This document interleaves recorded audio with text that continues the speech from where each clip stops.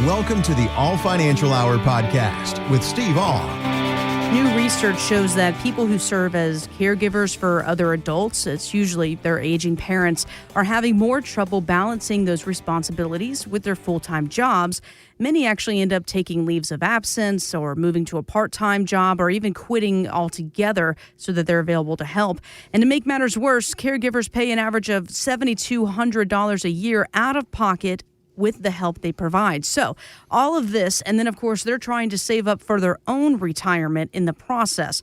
So how can we find a balance here, Steve, so that our planning for retirement's not interrupted? It's one of those things that's very difficult to talk with people about, is long-term care, because most people have the same attitude. That's not going to happen to me. It's not going to happen to me. So therefore, when it does happen, it can be very detrimental, is about the easiest way to put it. And that's kind of why I'm in the industry that I'm in today. Prior to this, I worked with business executives. And then I came in it. And then when my mom had a long-term care exposure, she was diagnosed with Alzheimer's. You know, we had to figure out what asset of my father's we were going to sell to keep mom in a facility. And everybody out there has a long-term care plan. And I know a few of you, as soon as I said that, you said, well, I don't have one. And I said, yeah, you do. The same one my parents had. I'm going to challenge you. Open up your portfolio and circle what you would sell first if you or your spouse had to go in to a long-term care facility. And that's the plan that most people are going to operate off of. There are other ways to cover it. I think our industry did a poor job with long-term care. Why? We quote Cadillacs. These beautiful facilities here in the St. Louis area that are $12,000 and $13,000 a month. When I run a quote for something like that, people just look at me and say, Steve, I can't afford that. Well, do you need all that? Do you already have pension? Do you have Social Security? Do we have to get the Cadillac? Would a lower amount be proper? And then the industry changed. The industry looked at it and said, these are use it or lose it. What about annuities with enhanced benefits, that if somebody has that there's additional dollars that they could use? And what about life insurance?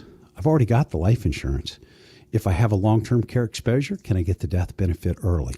So there are other ways that we can assist people with a long-term care exposure without you having to pay for all of it. We can shift some of that responsibility to an insurance company. So if you'd like to know more about what are the other benefits that you could possibly get to help offset that long-term care coverage, give us a call now and ask for a legacy and long-term care analysis, and we'll look and see how we might be able to assist you if the situation happens to you. If you're a serious baseball fan, then you know the name of Angel Hernandez. He's been called the worst umpire in the major leagues. He has been accused of blowing too many calls, and he's now finally retired. So it got me thinking here, what are some of the strike zones? See what I did there? Baseball, strike zones. Yeah, very good. Now I got to figure it out. What are some of the strike zones retirees should prepare to face so that they don't make the wrong calls on their finances, Steve?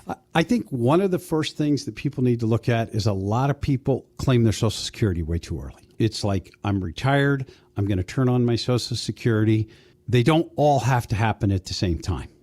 Now, I can't do a Social Security analysis without looking at everything that you have.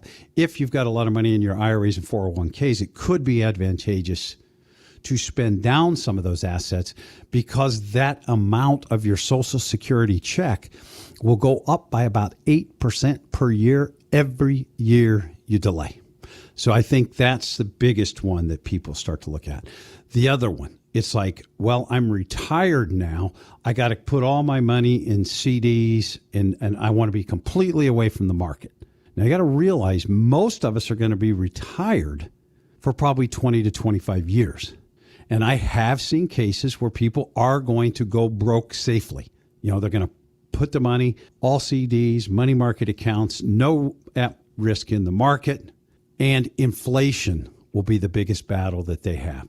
So I think we do need to have funds in the stock market, but do we need to have it aggressive portfolios? No. A risk-appropriate portfolio would be very advantageous.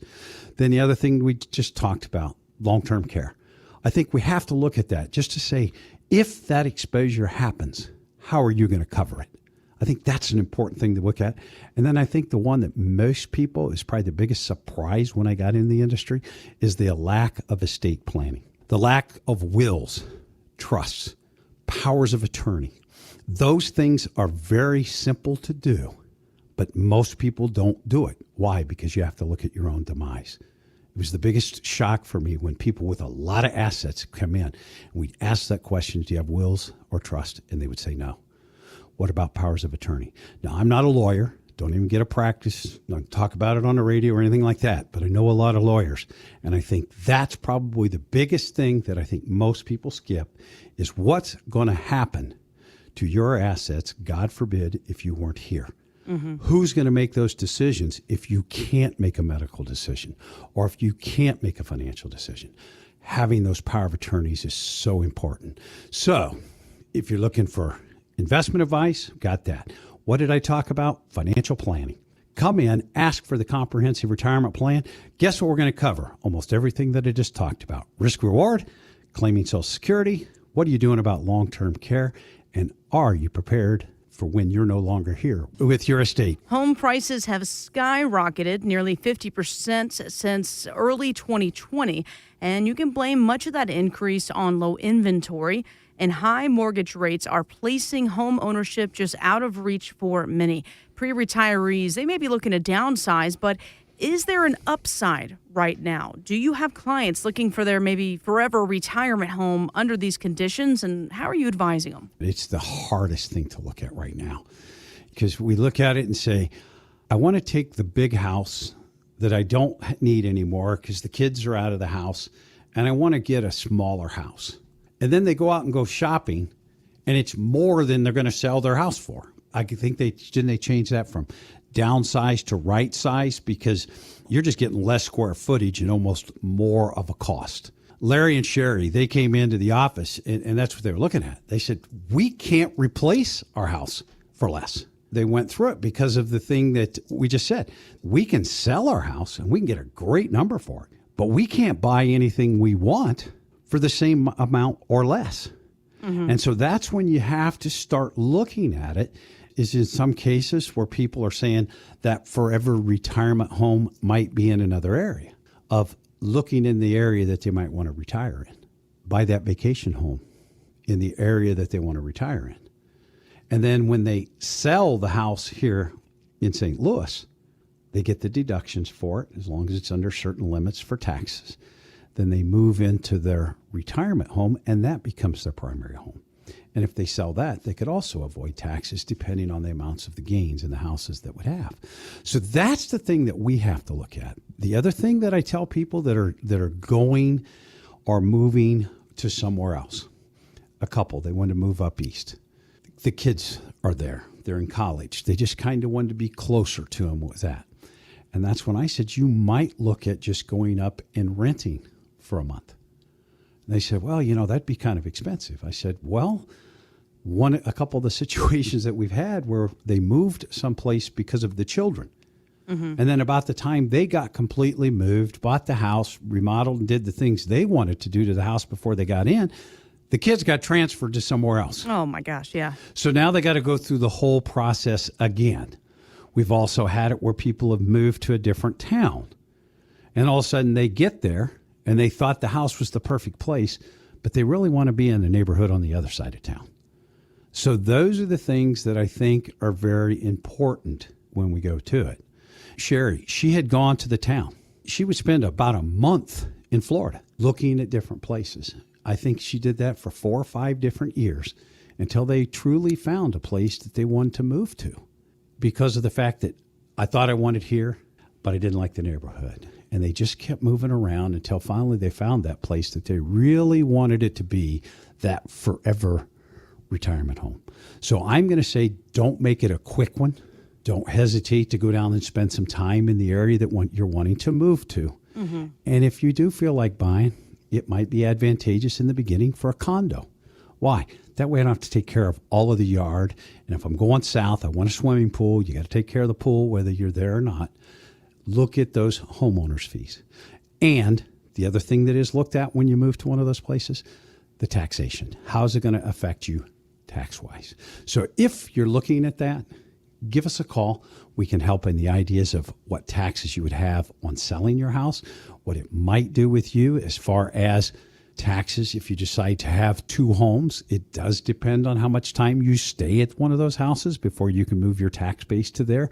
But give us a call. We can look at all these things. And remember, it might not be all downsizing. It could be right sizing.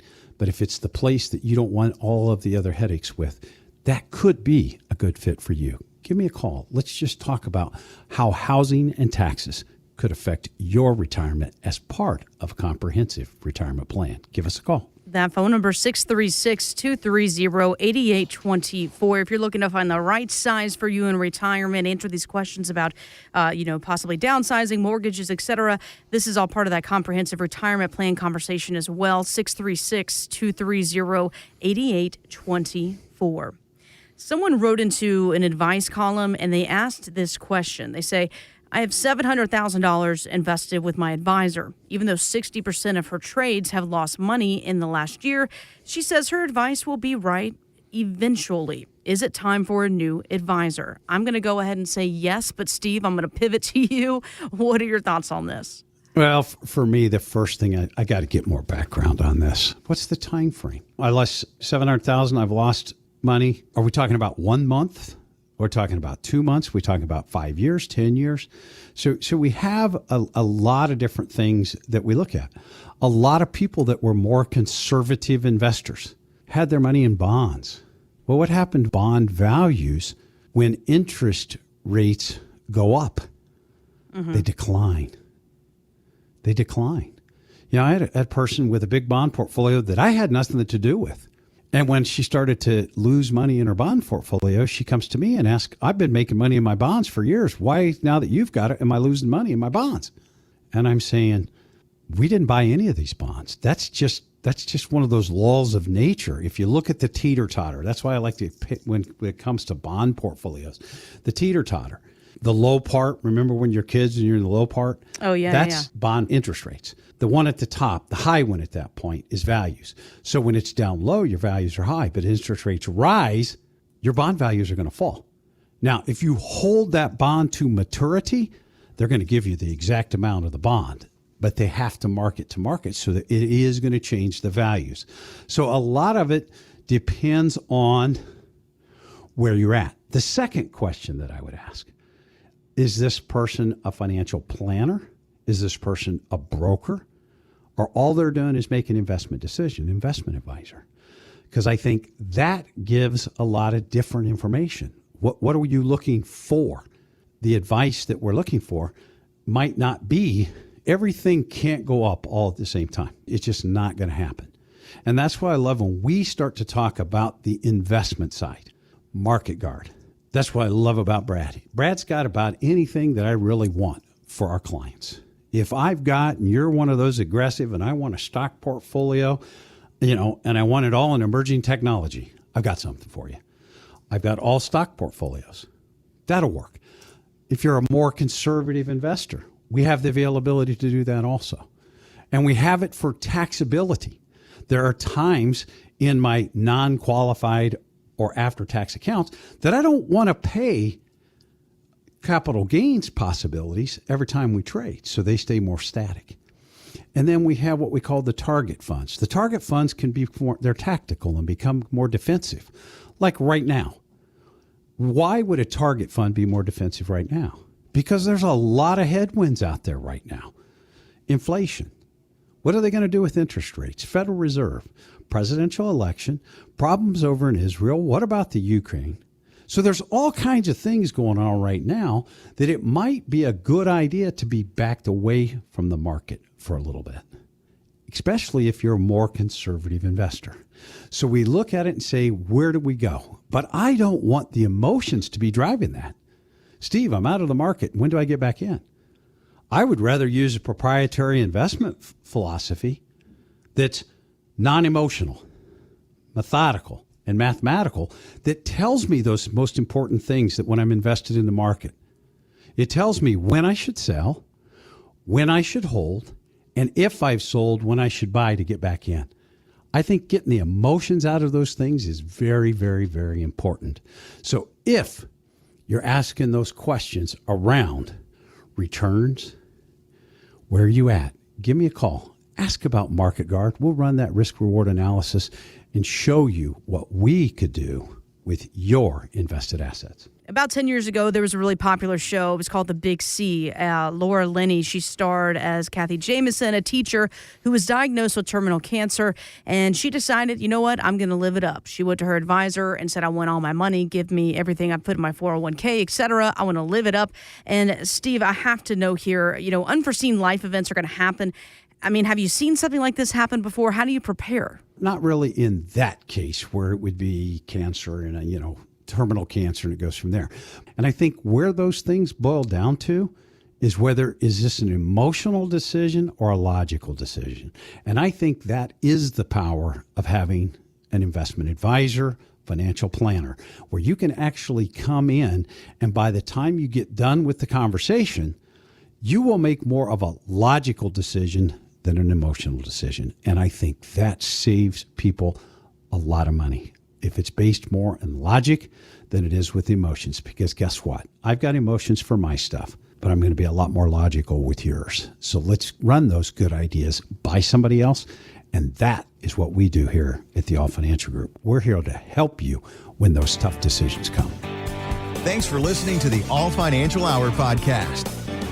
Insurance products are offered through the insurance business All Insurance Group, LLC, AIG. All Financial Group, LLC is an investment advisory practice that offers products and services through Impact Partnership Wealth, LLC, IPW, a registered investment advisor. IPW does not offer insurance products. The insurance products offered by All Insurance Group, LLC, AIG are not subject to investment advisor requirements. IPW and All Insurance Group, LLC, AIG are not affiliated companies. Investing involves risk, including the potential loss of principal. Any references to protection, safety, or lifetime income generally refer to fixed insurance products, never securities or investments. Insurance guarantees are backed by the financial strength and claims-paying abilities of the issuing carrier. This radio show is intended for informational purposes only. It is not intended to be used as the sole basis for financial decisions, nor should it be construed as advice designed to meet the particular needs of an individual's situation. All Financial Group, LLC is not permitted to offer, and no statement made during this show shall constitute tax or legal advice. Our firm is not affiliated with or endorsed by the U.S. government or any governmental agency. The information and opinions contained herein provided by third parties have been obtained from sources believed to be reliable, but accuracy and completeness cannot be guaranteed by All Financial Group, LLC. This radio show is intended for information purposes only.